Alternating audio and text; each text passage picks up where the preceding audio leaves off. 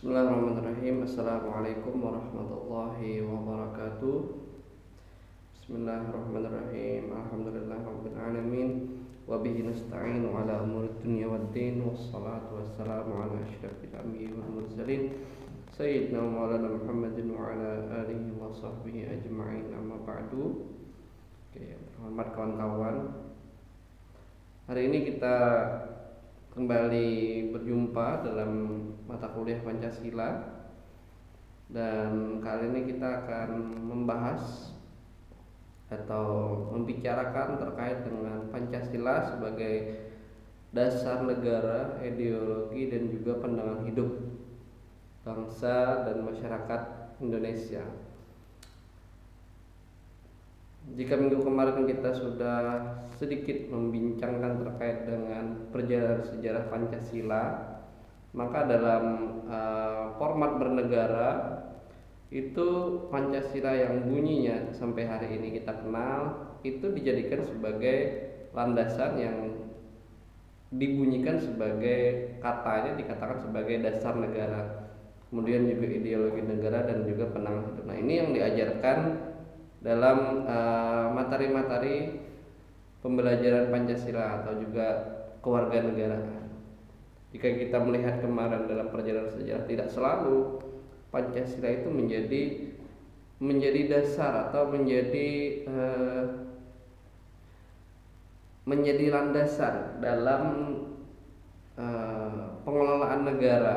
Banyak terjadi oleh rezim-rezim penguasa negara. Pancasila hanya dijadikan sebagai tameng atau dijadikan sebagai alat politik, atau dia hanya dijadikan sebagai pajangan saja. Nah, seharusnya Pancasila itu hidup paling tidak di dalam 3 domain ini. Dia berfungsi sebagai dasar negara, juga berfungsi sebagai ideologi, dan juga berfungsi sebagai pandangan hidup. Nah, ini yang seharusnya. Tapi kita bicara tentang jika minggu kemarin tentang realitanya, tidak selalu dasar negara, ideologi dan mungkin pandangan hidup ini dijadikan sebagai sesuatu yang inherent di dalam pengelolaan negara dan kehidupan masyarakat kita. Nah, kita lihat apa itu Pancasila sebagai dasar negara. Dasar negara itu bersifat konkret. Kemudian dia juga kondisional. Nah, ini tidak boleh bertentangan.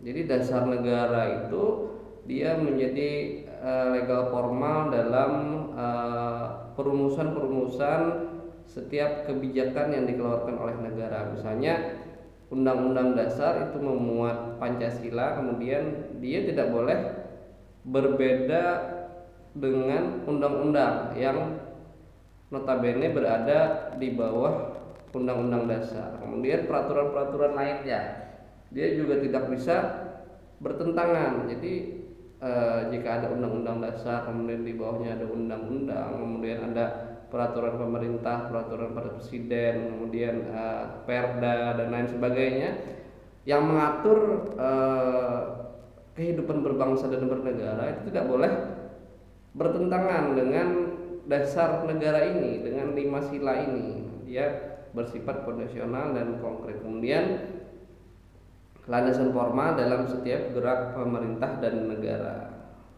tidak boleh bertentangan tadi. Nah, apakah hari ini produk hukum yang sudah dibuat itu sejalan dan searah, sejiwa dengan nilai-nilai Pancasila itu?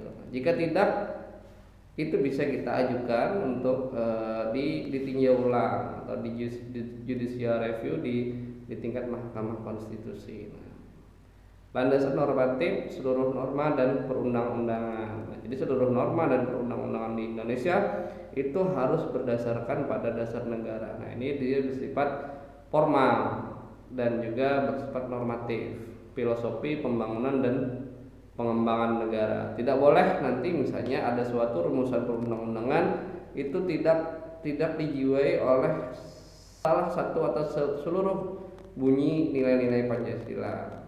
Apakah misalnya yang kemarin yang lagi rame misalnya undang-undang Cipta Kerja, Omnibus Law. Apakah eh, filosofi dari undang-undang ini termasuk di dalamnya itu filosofi dari nilai-nilai Pancasila? Mungkin berkaitan dengan kesejahteraan, mungkin berkaitan dengan demokrasi, bukan saja substansinya tapi juga dalam proses perumusannya. Nah, apakah ini di dalamnya ada filosofi demokrasi dan musyawarah misalnya, atau apakah di dalamnya ada filosofi yang mengarahkan undang-undang ini untuk kesejahteraan masyarakat secara umum, keadilan, kesejahteraan, nah seperti itu. Jadi siogianya tidak dibenarkan jika ada satu perundang-undangan yang melenceng dari nilai filosofi Pancasila. Dia sebagai dasar negara bersifat normatif dan formal. Kemudian pendekatannya ada dua. Yang pertama adalah sebagai dasar negara dengan pendekatan institusional, yaitu membentuk dan menyelenggarakan negara yang bersumber pada nilai-nilai Pancasila sehingga dapat menjamin terwujudnya tujuan negara atau terpenuhinya kepentingan nasional, yaitu terwujudnya masyarakat adil dan makmur. Nah ini kan tujuan nasional atau kepentingan nasional itu yang utamanya adalah menjadikan masyarakat kita adalah masyarakat yang adil dan makmur. Ini kan adalah finish daripada filosofi Pancasila itu. Keseluruhan Pancasila itu pada intinya adalah untuk menciptakan masyarakat yang adil dan makmur. Nah, penyelenggaraan negara itu harus berasaskan pada dasar negara ini untuk tujuan-tujuan ini. Jadi kepentingan nasional itu adalah kepentingan yang mengarah kepada terwujudnya masyarakat adil dan makmur. Nah, apakah hari ini misalnya kepentingan nasional itu banyak sekali, misalnya dalam bidang keamanan, dalam bidang pangan, nah ini dan lain sebagainya. Apakah semua itu mengarah pada masyarakat yang adil dan makmur atau tidak? Dan seluruh penyelenggaraan negara, seluruh landasan dalam penyelenggaraan negara itu harus berdasarkan pada atau bersumber pada nilai-nilai Pancasila. Nah ini adalah pendekatan Pancasila sebagai dengan pendekatan institusional. Jadi negaranya sebagai satu institusi menyelenggarakan negara untuk kepentingan nasional itu berlandaskan pada nilai-nilai Pancasila tadi sebagai suatu institusi. Nah pendekatan yang kedua itu adalah pendekatan sumber daya manusia. Jadi bukan negaranya yang dibicarakan, tapi orangnya, manusianya. Orang yang memegang jabatan dalam pemerintahan yang melaksanakan nilai-nilai Pancasila secara murni dan konsekuen di dalam pemenuhan tugas dan tanggung jawabnya. Nah, ya kalau yang tadi itu adalah negaranya yang dilihat sebagai suatu institusi, yang ini adalah orang yang menjalankan negara. Ini terbagi dua juga. Jadi orang yang menjalankan negara itu apakah karena negara itu tidak akan bisa berjalan tanpa ada orang yang menjalankannya. Nah, apakah orang-orang yang menjalankan negara ini pejabat negaranya, presiden dan jajarannya, DPR dan seluruh bagian di dalamnya, kemudian lembaga-lembaga negara yang lain dan orang-orangnya itu apakah mereka punya nilai-nilai Pancasila baik secara pribadi maupun secara sebagai diri pribadi atau sebagai pengelola negara. Nah, ini harus juga berdasarkan pada nilai-nilai Pancasila. Negaranya menjalankan atau menuju kepada kepentingan nasional itu harus berdasarkan Pancasila. Orang-orangnya harus juga berdasarkan pada nilai-nilai Pancasila untuk memenuhi tugasnya sebagai pejabat negara. Yang kedua, pendekatan sumber daya manusia itu adalah warga negaranya. Ini di luar daripada lingkungan pengelola negara, misalnya orang-orang yang ada di bidang ekonomi, para pebisnis, kemudian orang-orang yang ada di bidang pendidikan, para guru, orang-orang yang ada di bidang sosial kemasyarakatan, bidang politik. Ini juga harus melandaskan seluruh tindak tanduk, seluruh gerak-gerik kehidupannya pada nilai-nilai Pancasila. Dalam berbisnis misalnya, apakah gaya berbisnisnya ini adalah gaya berbisnis yang Pancasilais, atau misalnya gaya berbisnisnya adalah gaya berbisnis yang punya filosofi pasar bebas, liberal. Nah, ini juga harus menjadi landasan dalam bergerak oleh warga negara. Jadi ada sumbangsih warga negara dalam menghidupkan Pancasila di dalam keseharian masyarakat. Dalam bidang politik misalnya, apakah perpolitikan kita ini berlandaskan pada nilai-nilai Pancasila, berlandaskan pada nilai demokrasi atau musyawarah, keadilan, kemanusiaan, persatuan, atau ideologi lain yang menaunginya. Jika kita lihat sepintas, sepertinya gaya berpolitik di negeri kita ini lebih kepada politik pragmatis. Jadi tujuan-tujuan jangka pendek itu menjadi lebih diutamakan oleh para politikus dibanding kepentingan jangka panjang yang dampaknya lebih luas dan lebih besar kepada masyarakat dan kepada negara. Nah, ini juga harus menjadi landasan dari baik dari tadi yang pengelola negara, orangnya yang mengelola negara, ataupun warga negara yang berkiprah di bidang apapun, ekonomi, politik, sosial, keagamaan. Nah, ini menjadi sumbangsih sebagai suatu pendekatan sumber daya manusia dalam menjadikan Pancasila benar-benar dasar daripada negara kita. Oke. Tujuannya apa? Agar para pejabat publik dalam menyelenggarakan negara tidak kehilangan arah.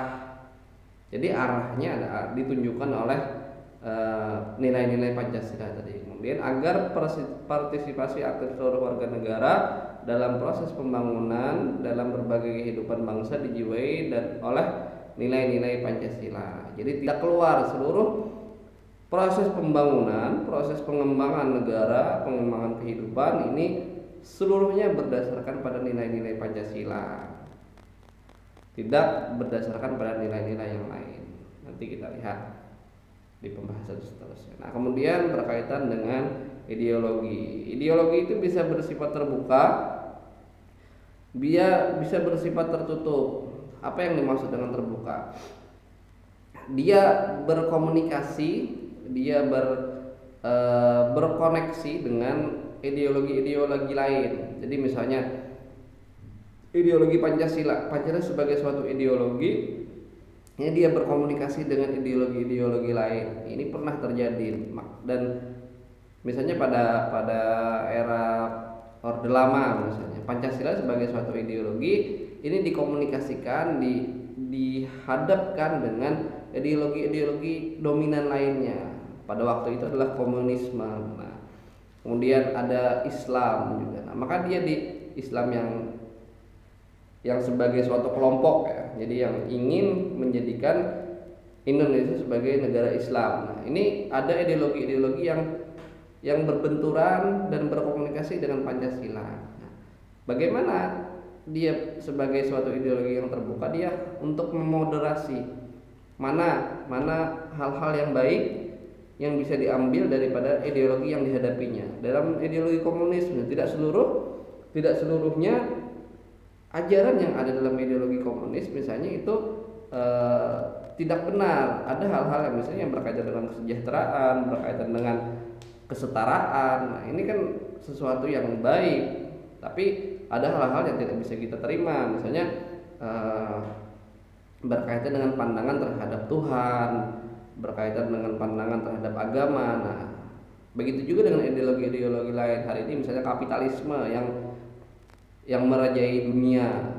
Bahkan negara komunis sendiri, misalnya Cina, itu juga menjalankan cara pandang sebagai suatu negara kapital, sebagai suatu negara kapitalis. Nah, ini Pancasila berfungsi untuk memoderasi mana yang nilai-nilai yang bisa kita ambil, mana yang tidak bisa. Nah, kemudian ketika mana yang tidak bisa dan mana yang bisa, maka dia bersifat tertutup sebagai kantor. Oh, nilai-nilai Pancasila di dalamnya ada termuat adalah ketuhanan yang Maha Esa. Berarti orang Indonesia, bangsa Indonesia adalah negara yang berketuhanan. Ketika ideologi di luar datang yang menafikan ketuhanan, yang tidak percaya pada nilai-nilai ketuhanan, maka ini dijadikan sebagai kantar. Ini tidak sesuai dengan budaya kita. Ini tidak sesuai dengan ideologi yang hidup dalam masyarakat kita sebagai dasar negara kita. Nah, jadi dia sekaligus sebagai suatu ideologi yang bersifat terbuka, sebagai alat moderasi, dan juga sebagai ideologi yang bersifat tertutup sebagai kantor terhadap nilai-nilai yang tidak sesuai dengan nilai-nilai kebangsaan kita. Nah, ini ideologi negara sebagai penuntun warga negara. Artinya setiap perilaku warga negara harus berdasarkan preskripsi moral ideologi ini. Ketuhanan yang Maha Esa, kemanusiaan yang adil dan beradab, dan seterusnya. B. Ideologi negara sebagai penolakan terhadap nilai-nilai yang tidak sesuai dengan sila-sila Pancasila. Nilai-nilai yang meminggirkan persatuan misalnya, lebih kepada primordial, kepentingan kelompok, kepentingan suku, atau kepentingan yang tidak bersifat umum. Nah, ini kan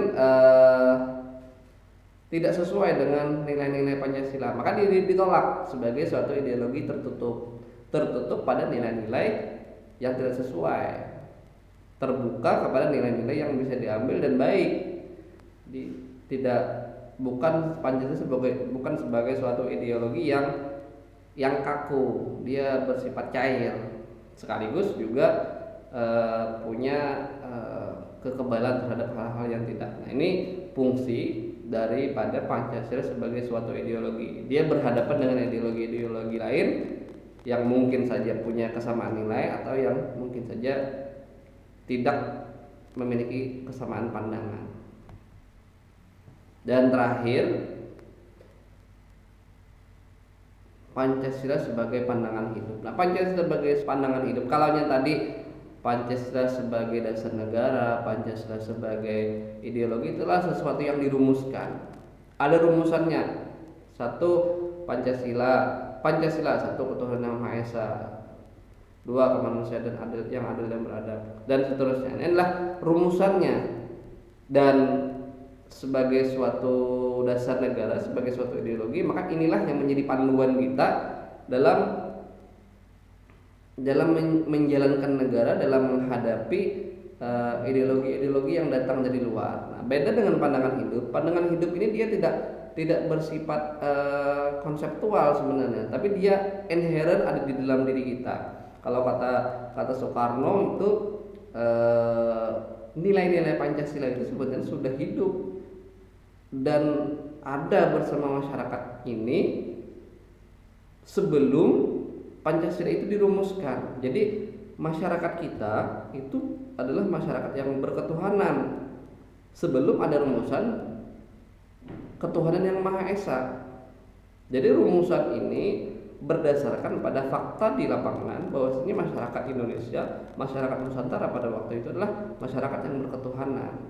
Rumusan kemanusiaan yang adil dan beradab ini tidak serta-merta menjadi suatu konsep yang baku, tetapi dia melihat ternyata di lapangan faktanya masyarakat Indonesia itu adalah masyarakat yang berkemanusiaan dengan nilai-nilai adil dan beradab, adalah masyarakat yang berpersatuan. Oleh karena itu dirumuskanlah bahwasanya kita adalah masyarakat yang punya nilai persatuan. Nah, ini sebagai pandangan hidup, dia bersifat lunak dan individual. Jadi setiap orang, kemudian bersifat intrinsik dan mengalir sebagai way of life, sebagai gaya hidupnya masyarakat kita. Bersifat individu berarti orang per orang ini, walaupun misalnya kita tidak hafal dengan tidak hafal dengan bunyi-bunyi Pancasila, tetapi dalam praktek di lapangan kita adalah manusia yang berketuhanan, manusia yang berkemanusiaan, manusia yang berpersatuan, manusia yang punya nilai-nilai demokrasi dan musyawarah, dan manusia yang punya tujuan untuk mensejahterakan masyarakat dengan nilai-nilai keadilan. Nah, itu yang hidup secara intrinsik dan mengalir apa adanya dalam kehidupan individu. Jadi dia tidak bersifat konseptual, walaupun nantinya pada akhirnya juga dikonsepkan, juga dikonseptualisasi, tapi dia hidup bersamaan dengan manusianya. Nah, ini sebagai pandangan hidup. Nah, pertanyaannya, apakah Pancasila ini masih menjadi pandangan hidup masyarakat kita? Tadi dengan datangnya, dengan terbukanya dunia komunikasi kita, dengan hadirnya banyak ideologi yang datang dari luar, yang dijual oleh Barat, misalnya ideologi kapitalisme, liberalisme politik, dan lain sebagainya. Nah, apakah Pancasila saat ini sebagai suatu ideologi ini bisa mengkantar nilai-nilai yang tidak sesuai dengan nilai Pancasila, atau bisa memoderasi nilai-nilai yang sama atau punya kesamaan nilai dengan Pancasila? Ini berkaitan dengan pandangan hidup nantinya. Jadi, apakah pandangan hidup manusia Indonesia ini saat ini masih sesuai dengan pandangan hidup Pancasilais, atau dia sudah berubah? Karena dalam kajian budaya itu manusia itu tidak lahir apa adanya. Maksudnya dia tidak esensial.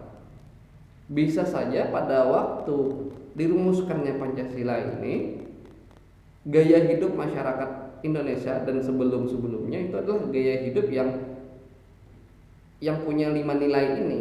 Tetapi dengan perjalanan waktu, sudah 75 tahun lebih, hampir 100 tahun sudah, bangsa ini menjadi suatu bangsa yang namanya adalah bangsa Indonesia, negara Indonesia.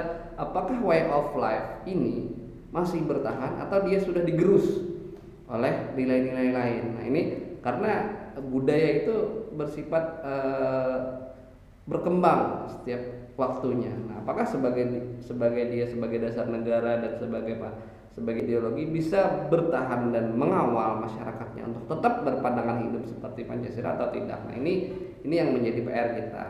Sehingga pada akhirnya jika pandangan hidup ini sudah berubah, atau paling tidak dia tidak berubah tetapi agak melenceng karena pengaruh-pengaruh dari ideologi yang lain, sehingga praktek Pancasila di lapangan itu tidak sesuai dengan harapan dan tidak sesuai dengan teori yang diajarkan di kelas. Nah, ini yang menjadi permasalahan. Jadi harus dari mana kita memulai? Oke, pendidikan Pancasila itu adalah sesuatu yang mau tidak mau dan wajib dilaksanakan. Tapi di sisi lain, praktek dan pandangan hidup ini harus hidup juga di tengah masyarakat. Kita ajarkan terus, gembar-gemborkan terus bahwasanya Pancasila ini seperti tapi di lapangan tidak hidup, dia kalah bersaing dengan ideologi yang lain, maka dia tidak bisa menjadi way of life masyarakat kita. Nah, ini saling mengisi, saling mempengaruhi. Oleh karena itu tugas kita bukan hanya mengetahui teorinya seperti apa, tapi berusaha untuk menjalankannya sekuat kita secara individu dulu. Apakah kehidupan kita ini adalah kehidupan yang Pancasilais atau tidak? Kalau minggu sebelumnya itu sudah kita katakan, atau minggu kemarin ya, bahwa Pancasila ini diakui sebagai sesuatu yang benar oleh masyarakat kita, tetapi tidak dipahami dan dijalankan sebesar kepercayaan akan kebenaran Pancasila itu. Jadi pemahaman dan prakteknya tidak sebesar pengakuan terhadap baiknya nilai-nilai Pancasila itu. Nah, ini yang harus menjadi pandangan hidup kita, bahwasanya kita adalah manusia yang berketuhanan, manusia yang berkemanusiaan, manusia yang berpersatuan, manusia yang punya nilai-nilai demokrasi dan musyawarah dan berkeadilan untuk tercapainya masyarakat adil dan makmur. Nah, seperti itu. Kiranya ini yang menjadi diskusi kita hari ini. Jadi dia saling berkelindan. Mungkin itu yang bisa Bapak sampaikan. Semoga memberikan sedikit pengetahuan. Jika ada diskusi, silakan kita berdiskusi di grup. Dan selamat sore. Wassalamualaikum warahmatullahi wabarakatuh.